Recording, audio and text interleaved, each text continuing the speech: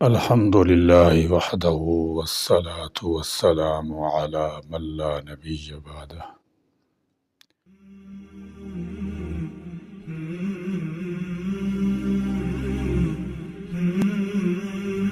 وقت کیا ہے؟ وقت کا مطلب ہے زمانہ، ایام۔ وقت رکتا نہیں، وقت ٹھہرتا نہیں۔ وقت کا کام ہے چلتے جانا، گزرتے جانا، خوشی ہو یا غمی۔ وقت گزر جائے گا۔ وقت کو کارآمد بنانا، اسے ضائع ہونے سے بچانا، یہ ہمارا کام ہے۔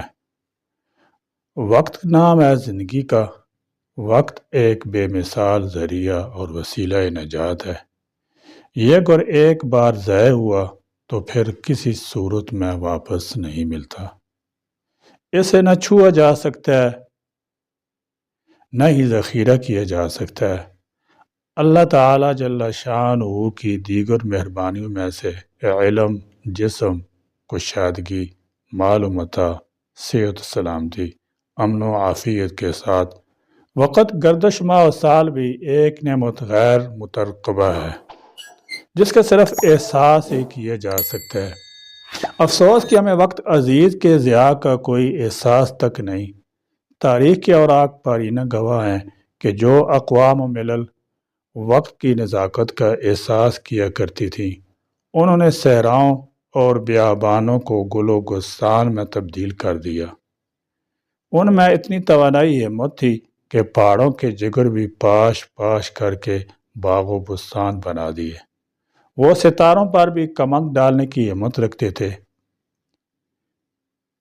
جن کی ڈکشنریوں میں لفظ ناممکن ڈھونڈنے سے نہیں ملتا۔ باقی سست کاہل قوموں سے کسی اچھائی کی توقع عبث ہے۔ ڈاکٹر بروٹو نے سچ کہا ہے کہ جو لوگ وقت کا سب سے زیادہ غلط فضولیات میں استعمال کرتے ہیں، پھر وہی لوگ ایک دن قلت وقت کا بھی رونا روتے نظر آتے ہیں۔ چونکہ وقت کو جتنا کام میں لاؤ گے، اتنا ہی وقت پھلتا پھولتا اور بڑھتا ہی رہتا ہے۔ دنیا کی جس قوم نے وقت کو بے رحمی اور شقاوت قلبی سے برباد کیا، انہیں وقت نے بھی ہمیشہ کے لیے ضائع کر دیا۔ پھر ایسی شعور و آگاہی سے نابلد قوم ایک دن ذلت، مسکنت، شکست، ادبار کی زندگی گزارنے پر مجبور ہو گئیں۔ ایسی اقوام تو دین و دنیا دونوں لحاظ سے خسران مبین کا سودا کر کے کاسہ گدائی لیے جگہ جگہ بھیک مانگتی نظر آئیں۔ ہاں، جن باسعادت اقوام نے وقت عزیز کا احساس کیا اور اپنے وقت کے ائمہ، محدث، مجدد، محقق، مفکر، فلاسفر، علوم عصری کے ماہر، دانشور، اسکالر بن کر دین و دنیا میں ہمیشہ سرخرو ہو گئے۔ اللہ تعالیٰ جل شانہ نے انسان کو وقت جیسی انمول سعادت سے سرفراز کیا، مگر نادان لوگوں نے وقت کی بے قدری کرتے ہوئے اسے فضول، بے سود اور اللہ تعالیٰ جل شانہ کی نافرمانی میں گزار کر اپنے لیے کوئی اچھا سودا نہیں کیا۔ مشاہدہ گواہ ہے کہ جن لوگوں نے اللہ تعالیٰ کی نافرمانی، بےہودگی، آوارگی، لغویات، فضولیات اور نادانی جیسے امور سے منہ موڑ کر صرف چند گھنٹے بھی اہل اللہ اور علماء ربانی کے ہاں بیٹھ کر علم و ادب، فہم و فراست، عبادت بندگی میں گزارا اور ایک دن اہل علم اور صاحب حکمت کہلانے لگے۔ چونکہ وقت رب کائنات کی بے بہا نعمت ہے، جو قدرت نے امیر غریب، چھوٹے بڑے، مرد عورت سب کو یکساں نصیب کیا۔ کسی صاحب حکمت نے وقت کی مثال صحرا اور تپتی دھوپ میں برف کی رکھی ہوئی سل سے دی ہے۔ مختصراً زندگی اللہ تعالیٰ کی نعمت ہے، بندہ اسی میں جو بوئے گا وہ ایک دن کاٹنا پڑے گا۔ وطن عزیز کو بنے تقریباً 76 سال ہو گئے ہیں، لیکن آج تک ہم جس قسم پرسی کی حالت میں ہیں وہ کسی سے مخفی نہیں ہے۔ ویسے بھی دیکھا جائے تو نادان اور غافل قوم کی کہیں کمی نہیں، تاہم موجودہ وقت میں مسلم معاشرہ مجموعی لحاظ سے بہت زیادہ وقت ضائع کرنے میں پیش نظر آتا ہے، جبکہ دور جدید میں مسلم امت کی پستی، شکست و ریخت کا بھی یہی بنیادی سبب ہے۔ دیکھا جائے تو ہم سیاست، ثقافت، تہذیب و تمدن، معاشیات و اقتصادیات اور علوم و فنون میں ہر لحاظ سے دنیا میں پسماندہ اور قابل رحم اس لیے نظر آتے ہیں کہ ہم بڑی بے رحمی سے وقت ضائع کرنے کے عادی بن چکے ہیں۔ ایسے میں ہمارا بنیادی فریضہ بنتا ہے کہ وقت کے متاع عزیز کی قدر کرتے ہوئے من حیث القوم ہم اجتماعی تجدید توبہ کرتے وقت اس کی ایک ایک گھڑی کا بڑی احتیاط سے استعمال کریں۔ پوری زندگی کا سر نو تجزیہ کرتے ہوئے سب سے پہلے زندگی میں علوم و فنون حاصل کریں، پھر حقوق اللہ اور حقوق العباد کی کما حقوق ادائیگی کا اہتمام کریں اور اپنی ماضی کی غلطیوں کا ازالہ کرتے ہوئے آئندہ کے لیے ظاہری باطنی چھوٹے بڑے گناہوں سے اجتماعی توبہ کریں، جسے توبۃ النصوحہ کے نام سے یاد کیا جاتا ہے، اور آئندہ ہر قسم کے گناہوں سے حد المقدور بچتے رہیں۔ اگر کبھی کوئی کوتاہی سرزد ہو بھی جائے تو اسی وقت توبہ طیب ہو جائیں۔ نیز اسی میں ہماری کامیابی کمرانی کا راز مضمر ہے کہ وقت کی قدر کریں۔ انسان اگر محنت کرے تو بلا شبہ دنیا میں اعلیٰ سے اعلیٰ چیز حاصل کر سکتا ہے، لیکن اگر اس کے پاس وقت کی قدر نہیں تو ایک سوئی بھی حاصل نہیں کر سکتا۔ چنانچہ سعادت مند لوگ وہ ہوتے ہیں جو وقت کو غنیمت جانتے ہوئے رضا الہی کے امور میں لگ جاتے ہیں اور نہ صرف دنیا میں بلند مرتبہ پاتے ہیں بلکہ آخرت میں بھی جنت جیسی عبدالآباد کی نعمتوں اور رحمان کی نوازشوں کے مستحق قرار پاتے ہیں۔ مگر یہی لوگ جب خوف الہی سے بے نیاز ہو کر اللہ تعالیٰ جل شانہ کی نافرمانیوں اور معصیتوں پر اتر آتے ہیں تو پھر آتش جہنم کا ایندھن بھی بن جاتے ہیں۔ آپ نے نئے سال کی آمد کو کسی نہ کسی رنگ میں محسوس کیا ہوگا، بعد کے لیے اس میں کوئی خاص نیا پن ہوگا اور شاید کچھ ہمیشہ کی طرح اسے روٹین کا حصہ سمجھ کر گزار رہے ہوں گے۔ نیا سال جہاں بہت کچھ لے جاتا ہے وہاں بہت سے خواب اور عزائم بھی لے کر آتا ہے۔ انسان کی زندگی میں یہ کھونا اور پانا لگا رہتا ہے۔ امام شافعی رحمۃ اللہ تعالی علیہ فرماتے ہیں، میں نے زندگی کا سبق ایک برف بیچنے والے سے سیکھا جو آواز لگا رہا تھا کہ لے جاؤ میرا سرمایہ ختم ہوتا جا رہا ہے۔ انسان کی زندگی بھی برف کی طرح لمحہ بلمحہ پگھل رہی ہے۔ ان گزرتے لمحوں کو تھام کر کامیاب ہونے کا عہد کریں، کچھ فیصلے کریں، اپنی کامیابی کے، آنے والے کل کے، امن و امان کے، خوشحالی کے، رشتوں کو نبھانے کے، انسانیت سے محبت کرنے کے، اور پھر ان فیصلوں کو لکھ لیں۔ ایک تحقیق کے مطابق جو فیصلے لکھ لیے جاتے ہیں وہ ان فیصلوں کی نسبت جو نہیں لکھے جاتے 70 گنا زیادہ کامیاب ہوتے ہیں۔ اپنے مستقبل کو شاندار بنانے کے فیصلے کرنے کے بعد ایک عہد اپنے آپ سے کریں، اپنی ذات پر کام کرنے کا، کیونکہ ذات کی اصلاح کے بغیر حالات بہتر نہیں ہو سکتے اور کامیاب ہونا ناممکن ہے۔ سال نو کی آمد پر نہ صرف خود سے عہد کرنا ہوگا بلکہ خود کو تبدیل کرنے کا آغاز بھی کرنا ہوگا۔ اس کے لیے اچھی عادات کو اپنی ذات کا حصہ بنائیں، کچھ بری عادات کو چھوڑ دیں اور کچھ کو بدل لیں۔ کامیابی کے لیے ضروری ہے کہ نمبر 1 اپنے مستقبل کی پلاننگ کریں۔ کسی بھی انسان کا آج اس کے گزرے ہوئے کل سے بہتر نہ ہو تو سمجھو وہ نقصان میں ہے، گھاٹے میں ہے، خسارے میں ہے۔ اس لیے کل کی بہتری کے لیے پلاننگ کریں۔ حقیقت میں یہ زندگی کی مسلسل کوشش اور جدوجہد کا نام ہے، نئے راستے پر چلنے کا نام ہے۔ انہی نئے راستوں پر چلنے کی کوشش اور محنت کو جاری رکھنے کے لیے اپنی ترجیحات واضح کر لیں۔ پھر جب آپ ترجیحات کو سامنے رکھتے ہوئے پلاننگ کے ساتھ زندگی گزاریں گے تو آپ کا وقت ضائع نہیں ہوگا۔ لوگوں کے کٹہرے میں کھڑے ہو کر دوسروں کی پسند کے مطابق کبھی پلاننگ نہ کریں، کیونکہ دوسری پلاننگ میں آپ کے لیے فٹ ہونا مشکل ہو جائے گا اور آپ کہیں پہنچ بھی نہیں پائیں گے۔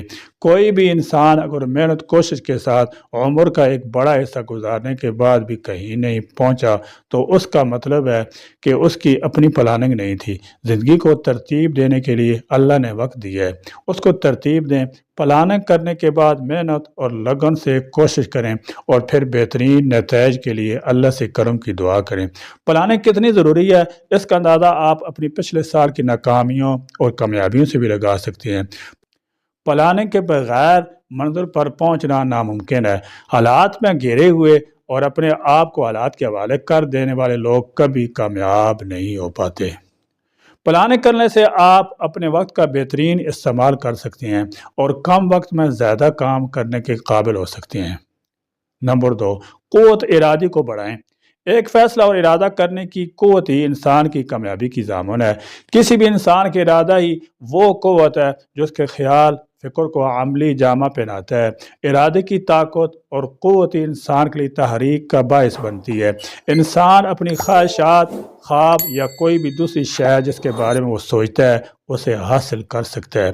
قوت ارادے کا فقدان آدمی کے تقاضوں کی تکمیل کے راستے میں رکاوٹ بن جاتا ہے۔ انسان کی ناکامیاں اور محرومیاں ہی اس کے ارادے کو پست کرتی ہیں اور اس سے قوت ارادی کم ہو جاتی ہے۔ ارادوں میں مضبوطی یقین سے پیدا ہوتی ہے۔ اپنے آپ پر یقین بڑھائیں، ساری کائنات یقین پر چل رہی ہے، اور اگر یہ یقین شک و شبہ بدل جائے تو ہر چیز لڑکھڑا جائے۔ اپنے یقین کی جڑیں مضبوط کرنے کے لیے چھوٹے چھوٹے وعدے کر کے پورے کریں۔ وعدوں کو پورا کرنے کے لیے محنت اور کام کر کے جو تکلیف آپ اٹھائیں گے اس سے آپ میں ول پاور پیدا ہوگی۔ لیکن اگر آپ اپنا ہر کام کل پر ڈالتے رہیں گے اور بہانے بناتے رہیں گے تو کچھ نہیں ہوگا، اور نہ کرنے کے 100 بہانے ہوں گے۔ اپنے ارادوں کو مضبوط کرنے کے لیے امید کا دامن ہاتھ سے نہ چھوڑیں۔ ہر کامیاب انسان کی پہچان یہی ہوتی ہے کہ وہ کسی بھی حالت میں نا امید نہیں ہوتا۔ امید کے ساتھ یقین انسان کو آنے والے وقت کے لیے زندہ رکھتا ہے اور برے وقت میں لڑنے کا حوصلہ فراہم کرتا ہے۔ اپنے آپ سے مقابلہ کیجیے، چیلنج قبول کرنے اور انہیں پورا کرنے کی کوشش کریں۔ یہ آپ کے اندر اعتماد کو بڑھاتا ہے اور اس کی مسلسل پریکٹس آپ کے ارادوں کو مضبوط کرنے میں مددگار ثابت ہوگی۔ نمبر 3، استقامت اختیار کریں۔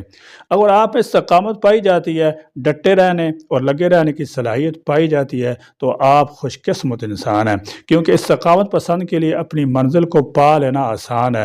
لیکن اگر یہ صلاحیت آپ میں موجود نہیں ہے تو یہ لمحہ فکری ہے، کیونکہ جب تک سانسیں باقی ہیں آپ کا مشن باقی ہے۔ وہ مشن جس کے لیے آپ کو دنیا میں بھیجا گیا ہے، اپنے دنیا میں آنے کے مشن کو سمجھیں اور لمحہ بلمحہ وقت کی قدر کریں۔ یہ وقت ختم ہوتا جا رہا ہے، اس کا بہترین استعمال کر کے اپنے دنیا میں آنے کے مقصد کو پورا کریں۔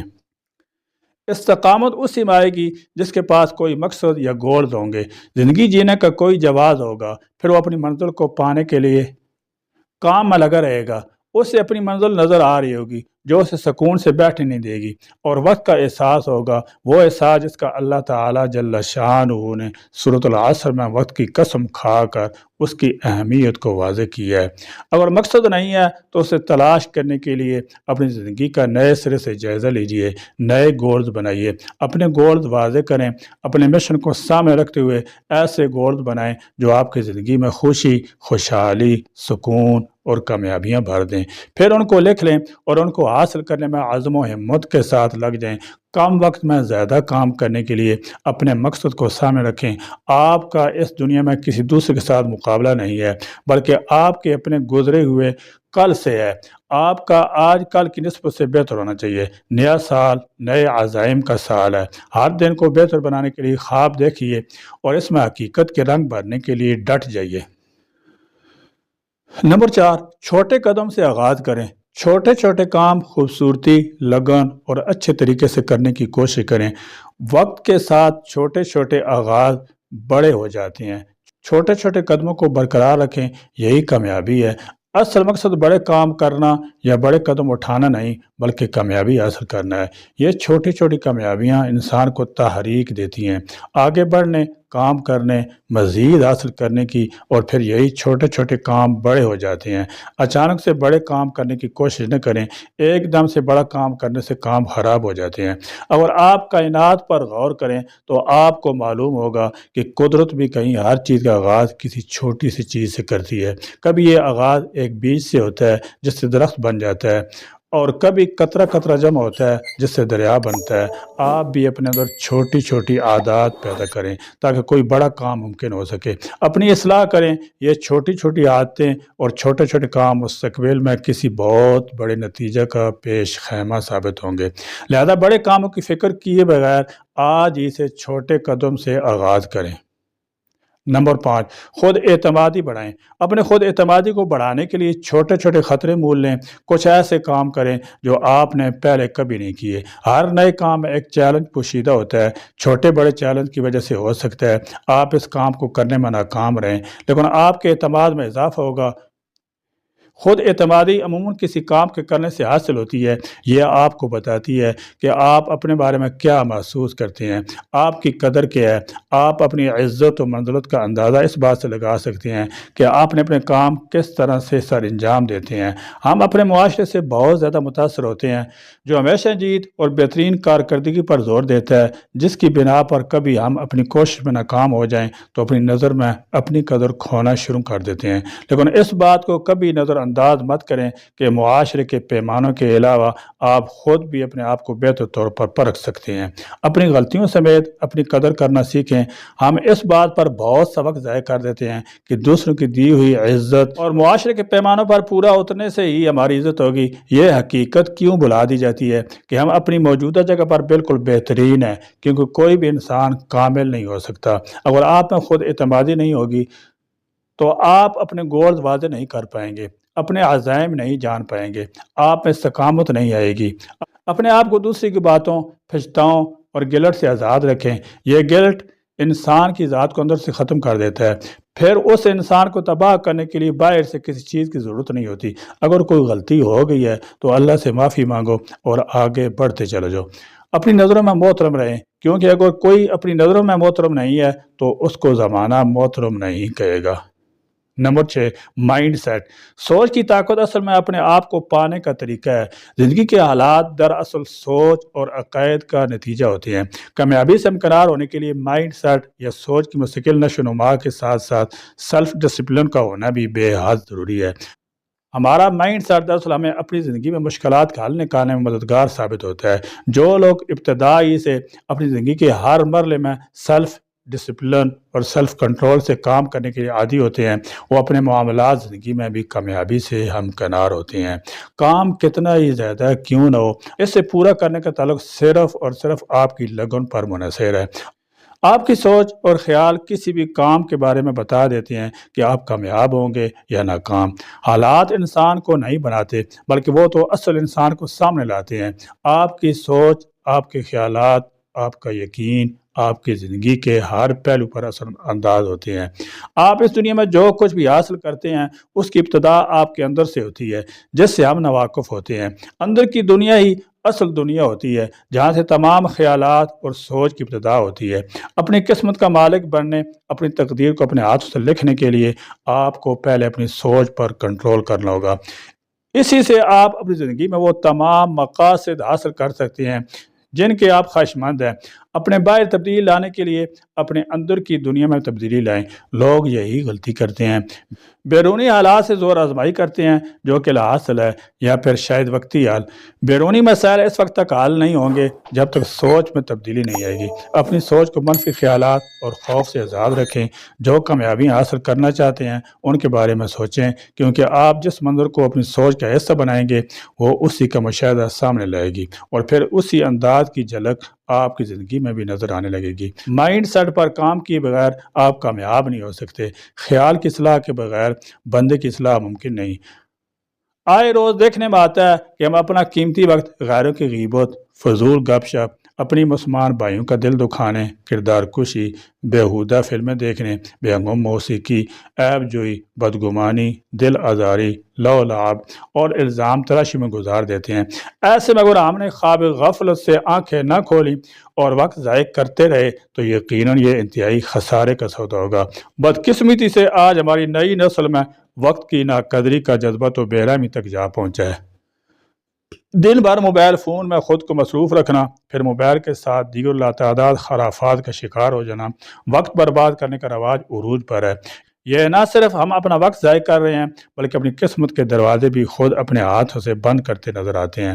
ایسے پرعشوب، ملحدانہ اور مفسدانہ ماحول میں ہمارا فریضہ بنتا ہے کہ وقت کا احساس کرتے ہوئے ہم اپنے ماتحتوں، بچوں، گھر والوں، دوست احباب سب کو ایسا انداز میں دعوت اللہ دیے کریں، خوب آنسو بہا بہا کر ندامت، قلب خشوع خضوع کے ساتھ اپنے رب کی جانب متوجہ ہو کر اپنی غفلتوں، کوتاہیوں، کمزوریوں، نادانیوں، نافرمانیوں، نالائکیوں پر معافی مانگ کر تعلق باللہ قائم کر لیں، اور آئندہ فرائض واجبات، سنن نوافل کو باقاعدہ ادا کرنے کا اہتمام کریں۔ قرآن عظیم کے الفاظ میں اللہ تعالیٰ کے پسندیدہ بندے بن جائیں۔ ان سب وعدوں اور ارادوں کے ساتھ 2025 کا استقبال کریں اور دعا کریں کہ اس سال ہمیں خود کو اور دوسروں کو سمجھنا آ جائے اور ہمارا یہ سال پچھلے سال کے خود بہت بہتر اور نئی کامیابیوں کا سال ہو۔ اللہ تعالی ہمیں گردش ماہ و سال کی قدردانی کی توفیق عطا فرمائے۔ آمین۔ وآخر دعوانا الحمدللہ رب العالمین۔